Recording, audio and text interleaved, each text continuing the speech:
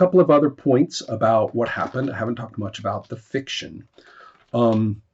We had some very interesting dysfunctional characters, as is not very rare in this kind of movie. People who may look ordinary and function ordinarily, but who turn out to, in the clutch, to have a variety of quirks or outlooks, some even ordinary cultural outlooks, which are deeply unsuited to actual stress and deeply unsuited to helping others in stress.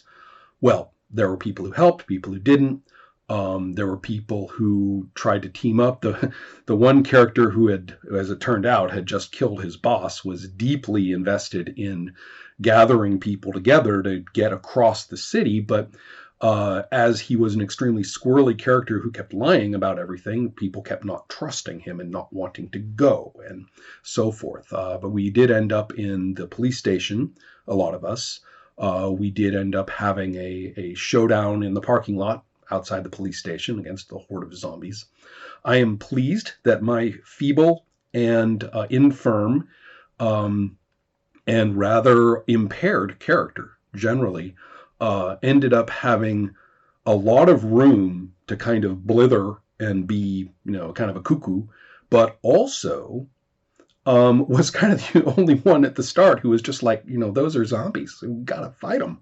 So he kind of like, limp off, holding a 2x4 or something, as everybody like gasped in horror, and who was in the scene with me and gasped in horror and raced after him to try and, save him. And he was actually making some sense. Anyway, he came to a wretched end, although heroic in that sense.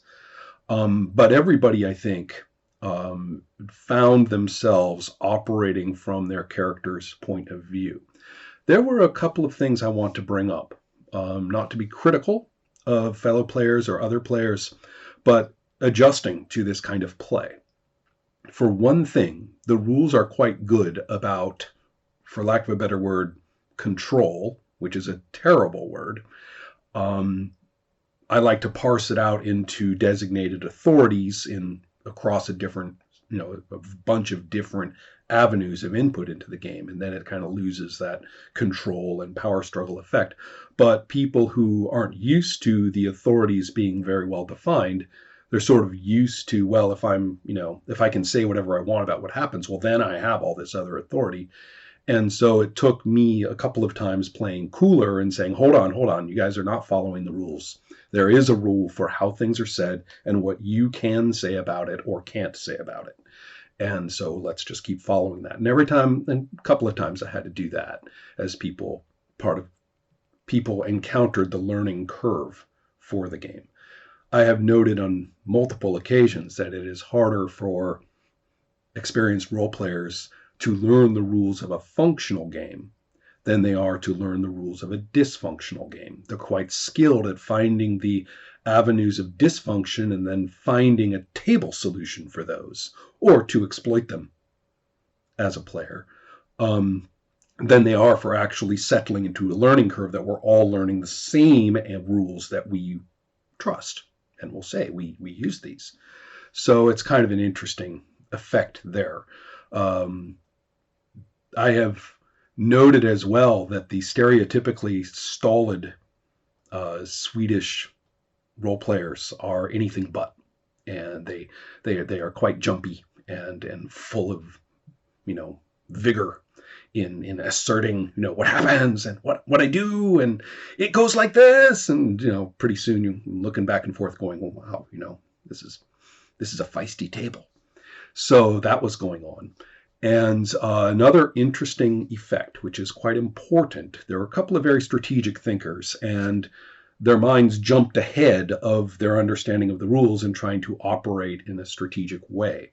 One thing that I learned was that I have to be a little more assertive early in the game in what I explained a minute ago about the capability of driving the zombies back without forcing a fellow pawn back as well. Now, of course, one could say, well, why don't we wait until a couple people die and then, we can all shoot for the exit sort of thing.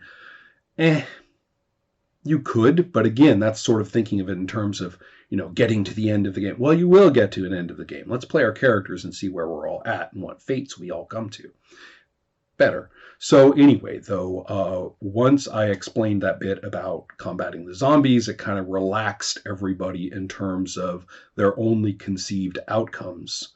They realized that there were lots of possible outcomes. This wasn't about everybody getting somewhere, everybody but the losers getting somewhere, and stuff like that. And so the ending actually ended up being, as I have seen before, with two remaining characters, both of whom had a bit of a shot at escaping, but probably not both. Or they could have escaped both by simply declaring conflicts against the zombies. However, these two characters, by that point, had been on opposite sides of multiple conflicts and had done things that in psychological or motivational terms, dramatic terms, were unforgivable. They were not going to, team up to drive the zombies back. One or the other was going to get somewhere. And the showdown between them was much, much more satisfying due to the players sticking with that. And I have noted sometimes in the game, because you see, you can martyr yourself, you can move your pawn back and bump another one's pawn ahead. I have noted sometimes in play there's a bit of a martyrdom competition. I throw myself back toward the zombies and you can escape. No, I do it, not you. Stuff like that. So there are rules for handling that kind of thing. But it is a very interesting phenomenon to observe that people were sticking with the dramatic circumstances of their characters at that point and not so much with, sort of the misinterpretation of the game. So that was fun. It was really not a gentle game. People were heavily into portraying what they perceived of as limits or flaws, even of the culture that we're all sitting in.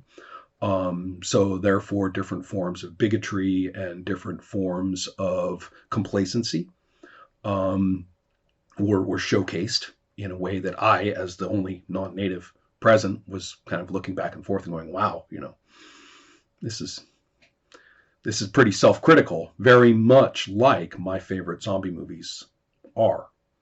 So that was pretty impressive, or what's the word I want, not to be patronizing. It was exciting to be playing in that. Some of the cultural differences were sort of fun too. There was the one bit when I was mentioning that due to an accident on the roundabout, that some drivers may be causing trouble because they're, stopping to help or rubberneck, and some of the people at the table kind of laughed at me and said, actually, I think everybody would just keep driving. Stuff like that. There's a whole bunch of little bits and pieces like that. Let me see. What about, all kinds of other fun things that I could say, but only to showcase the fact that this game is largely forgotten. It was never produced except for, a bunch of these, incidentally assembled in my basement back in Evanston, and then brought to Gen Con that year, 2010-ish, I think. And so there aren't that many copies, and I quite like mine. It's getting a little battered. The case is looking like, a 10-year-old used VHS case. But it's a nice little package, and I have often given thought, as have many of us, to, well, why not a role-playing game, which is basically a little kit? And we've seen them, right? Some of them have been very expensive back in the day with some of the, late 80s TSR products, very expensive kits of D&D with, solid objects and things to use to play. And you can also see it today across quite a few games. When I was at Modena in Italy, I just said it Swedishly, in Modena in Italy, I have, let's see, there was even a whole academic department that I visited where the students designed games and they produced them. So right here is a bona fide product of this kind, right? I mean, this is effectively a role-playing game. You can see it has cards. There's several of these. It's got its little manual. It's got, a deck of cards, play cards to be used. And so this idea that you, oh, look, yes, and as you may expect, right, little tokens and some dice that go with it. So this isn't too shocking. I mean, this is a very, very attractive package in terms of purchase and use.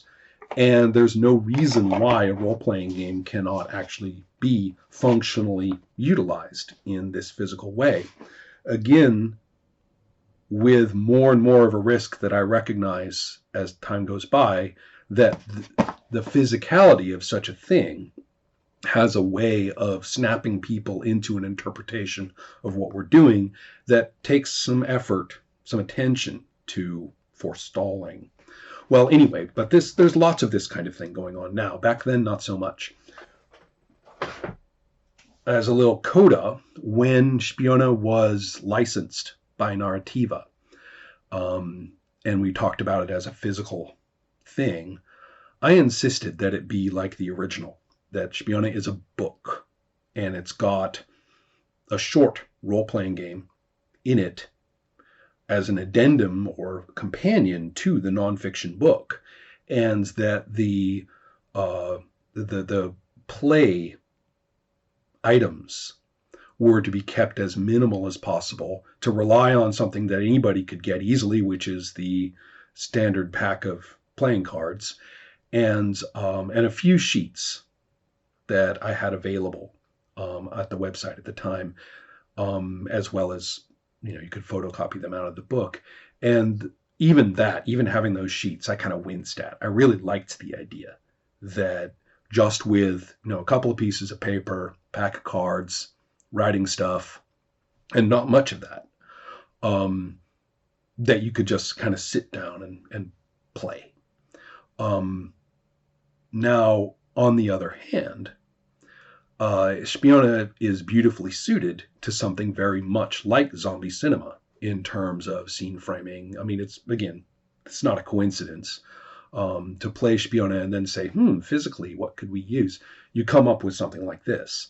So I did not tell Narrativa about that because I had thought about it, because Narrativa loves that kind of thing. And I had already decided that I wanted to avoid that particular risk at the time. To this day, I scratch and muse and, cry a little over not ever having developed Spione in that particular package, which would go over very well as a European product, physically speaking. Who knows? Maybe someday.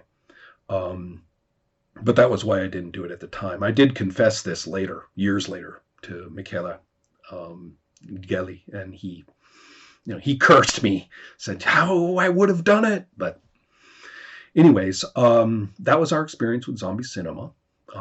I want to play it more because it's a great teaching game for many, many aspects of role-playing as such. And afterward, I made the point to people to see if they agreed that what we had done rules-wise really wasn't any different from what any role-playing game does. It just distributed the rates and positions of who was talking a little bit differently. And they all agreed. They were like, yeah, you're right. It seemed like it was so radically different and so, weird as a role-playing game. But then once you started doing it, you realized that all the ordinary practices were in place. Distributing them differently per person doesn't really mean very much. And I think that's an extremely important point. All right. Thank you. And I hope some of you will play zombie cinema with me.